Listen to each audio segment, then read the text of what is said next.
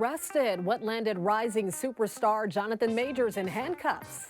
A controller is helping them get to college. How some SoCal students are earning scholarships through video games.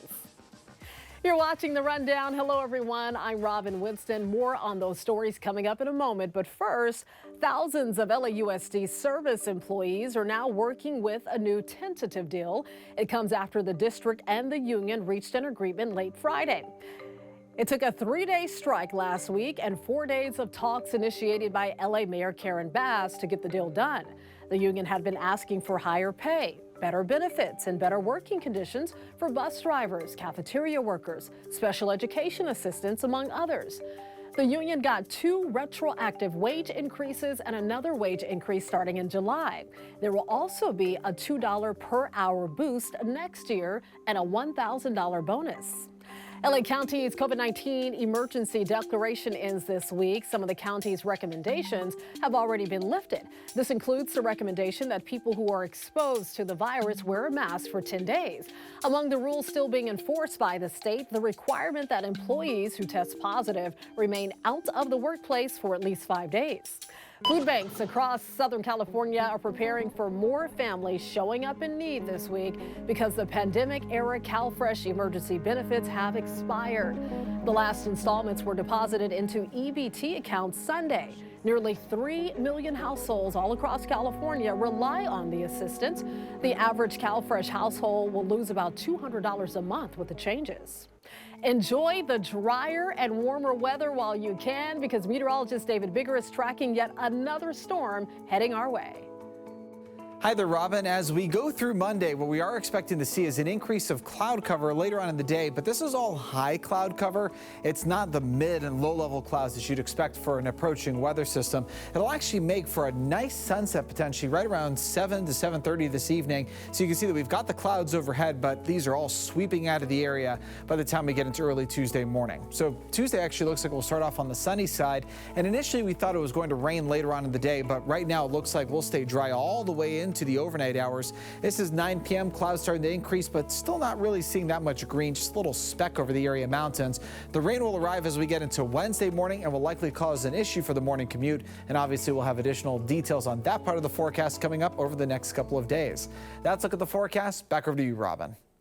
Rising superstar actor Jonathan Majors was arrested over the weekend, and now the U.S. Army has pulled its new recruitment ad featuring the actor.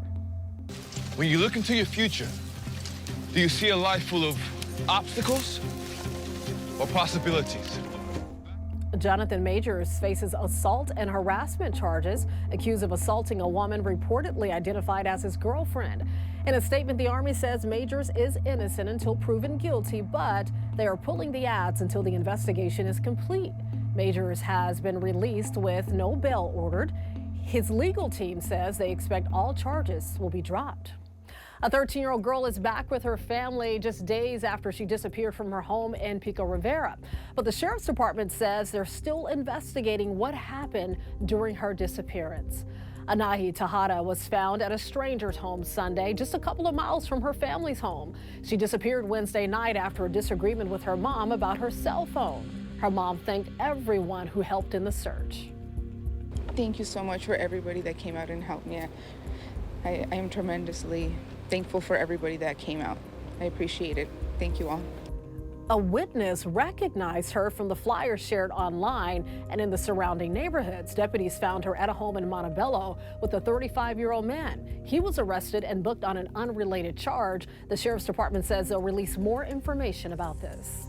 A shocking sight for passengers on board this plane getting ready to take off at LAX. They watched as a man opened the emergency exit door of the flight and triggered the emergency slide. This happened Saturday on a Delta flight. Witnesses say the man seemed upset and was intent on leaving as soon as they boarded. She looked at him and said, "You need to go back to your seat." And he said, "What do I do now?" And then he turned and grabbed the door. And she said, "You cannot open the door, you cannot open the door," and tried to grab him. And literally within 2 seconds, he had opened the door, deployed the slide, and was on the tarmac. Police say the man was taken to a hospital for a mental evaluation. Taylor Swift fans head to court in Los Angeles over a Ticketmaster lawsuit. It stems from the online fiasco that happened when her Eras tour went on sale. Thousands of fans were blocked from buying tickets. They say Ticketmaster intentionally misled them and charged sky-high fees. Some of the plaintiffs and the lead attorney in the case got together Sunday night in West Hollywood for a takedown Ticketmaster event. Everybody keeps asking what we expect. It's the first move in a chess game. That's it.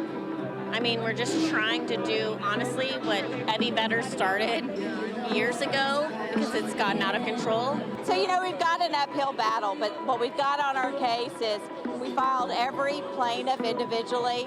So each plaintiff stands alone with their own cause of action and their own damages. Meantime, the CEO of Ticketmaster's parent company, Live Nation, has blamed the website's failing on online bots that buy up tickets. First Citizens Bank has agreed to buy Silicon Valley Bank's deposits and loans. The announcement comes 3 weeks after SVB collapsed, sending shockwaves through the banking community. In a statement, the FDIC says the 17 former branches of Silicon Valley Bank are opening as First Citizen banks. One of those banks is located in Santa Monica. Meantime, the SVB collapse will be front and center on Capitol Hill this week. Lawmakers will hold back-to-back hearings trying to understand what caused the bank to fail. The FDIC chair and vice chair will testify Tuesday and Wednesday. Actor Jeremy Renner continues to make progress in his recovery from a snowplow accident. The Avenger star shared a physical therapy workout on his Twitter page. He's making strides with an anti-gravity treadmill. The snowplow accident happened back in January and sent him to the hospital with 30 broken bones. He's continued to post updates on his health for fans on social media. We're so happy to see him doing better. A possible ban on the popular social media platform TikTok could happen soon. In a tweet Sunday, House Speaker Kevin McCarthy said the House will be moving forward with legislation to protect Americans from the technological tentacles of the Chinese Communist Party. It follows a hearing last week where TikTok CEO tried to convince lawmakers that the app is not a national security threat. But lawmakers say he was unsuccessful in making the case that TikTok was out of the reach of Chinese influence. Video games can be more than just a hobby. They can actually be a competitive sport and even a pathway to college. Joe Little, with our NBC sister station in San Diego, takes us to the newest training ground that's actually encouraging students to play video games. Yeah, even the flow chart here makes sense. Math class at Poway High School. Yeah, that makes sense. It actually didn't always make sense to Martin Margia.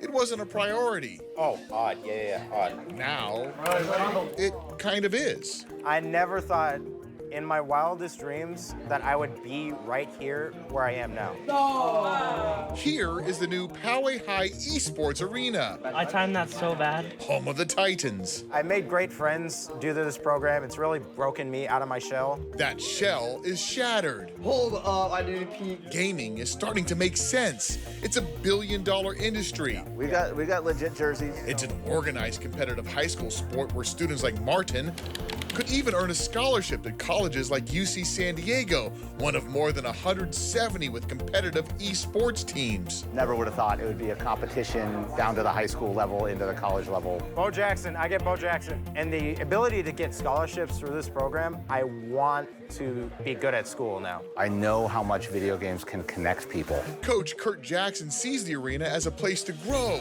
Let's go. Oh my God, you need.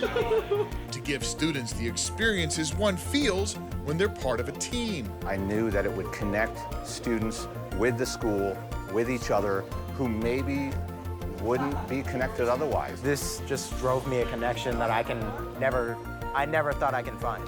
It's given me confidence to actually take school more seriously. It says on the notes here we have here, it makes sense. It makes sense to Martin, whose favorite pastime is now a possible career path beyond Poway High School. I might try pre-cal.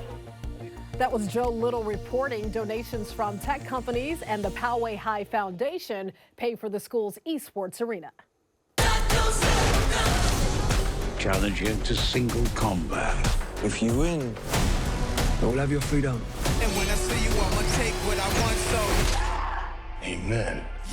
Actor Keanu Reeves beat the competition at the box office. His latest sequel in the John Wick action franchise is a hit with critics and audiences. Reeves stars as an assassin in John Wick Chapter 4. The movie continues John Wick's one-man crusade against a criminal underworld and is jam-packed with intense action and dark humor. Chapter 4 earned more than $73 million at the domestic box office, which is the best for the movie series. It was a big day for Angel City Football Club as they took on Gotham FC for the season opener, and our very own Belen de Leon was there to sing the national anthem. Oh, say, can you see by the dawn's early light what so proudly we hailed at the twilight? Beautiful job, Belen. You better sing, girl. Angel City had their debut season last year. Founders of the national women's soccer team hit the pink carpet before Sunday's game to talk about their sophomore season. Oh man, I'm just so excited. I can't believe it's our season 2 opener. Like, how did this happen? It feels like just yesterday we were getting going, and the fact that we're here and we're playing Gotham, it feels really, really exciting to get so many of our friends under one roof to hustle. Angel City will go to Florida Sunday to play the Orlando Pride, and we'll definitely be cheering them on. And we're so proud of Belen. Two aspiring teen filmmakers were left speechless when Disney's newest princess showed up to their movie production training. Halle Bailey, who plays Ariel in the remake of Disney's The Little Mermaid, surprised the duo during Disney's Dreamers Academy. She also invited them to the movie's upcoming premiere in Hollywood. Madison Henderson from LA says it's truly a magical moment. I am so excited. I'm gonna call my mom like as soon as this is over. World premieres in general are such a fun experience. The carpet, the people that you see, and I'm nervous, I'm excited, I have all the feels, so I know that they do too. Pretty cool. We're excited for them. The Disney Dreamers Academy is a mentor program to create opportunities for 100 Black high school students from all across America. We love to see it. All right, you can always get news and weather updates on the NBCLA app and our website, NBCLA.com. And be sure to tune into Today in LA on NBC4 weekdays 4 to 7 a.m. I'll be here helping you get around with the traffic reports throughout the morning. I'll see you next time on The Rundown.